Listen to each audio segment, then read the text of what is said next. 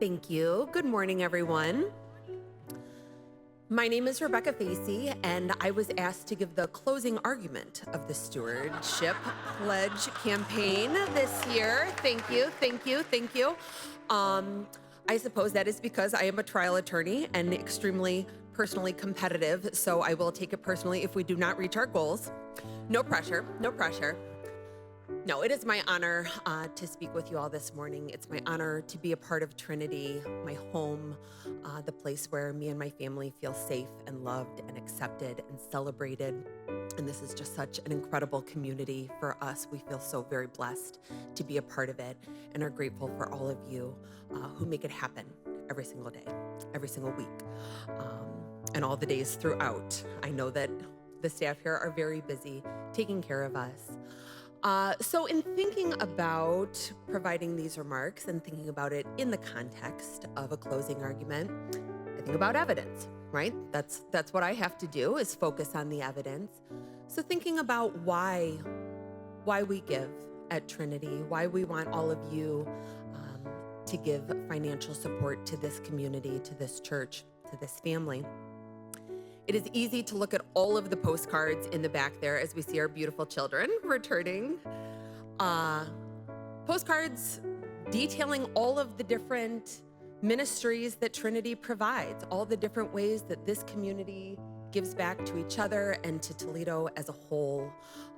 The way we feed people every Sunday morning, the way we go out into the community advocating for gun reform, the way that we share joy and make music and art together and spend time in community. There are so very many things to point to as evidence as to why Trinity is deserving of our financial support throughout the year. But beyond all of those postcards that you can pick up and look at in detail, it's about the personal impact, right? That this community has on each and every one of us individually. I was incredibly blessed to be raised in a church where I never doubted that God loved me, not even for a moment. I was raised in a place where Jesus was love, period. I know that not everyone is fortunate enough to have that same upbringing. My wife, Angie, was not so fortunate and went through a lot of churches and a lot of different communities, searching for acceptance, searching for love, searching for a place where the God she knew to be true would be reflected in the place she worshiped. And she did not find it until Trinity.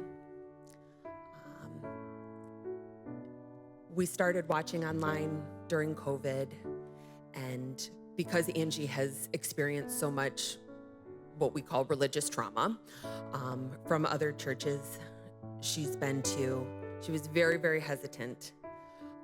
She did not want to trust or believe that this was everything I was claiming it to be. We were, of course, introduced by Heather Meyer, who was singing its praises online. And during COVID, I was very much searching for, that connection, that community, feeling a link to our faith.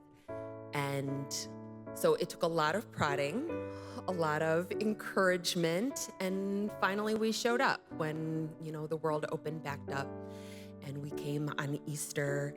And when Lisa stood here and said, "Welcome home," we felt it. Angie felt it for the first time in her entire 40 plus years, and we were home.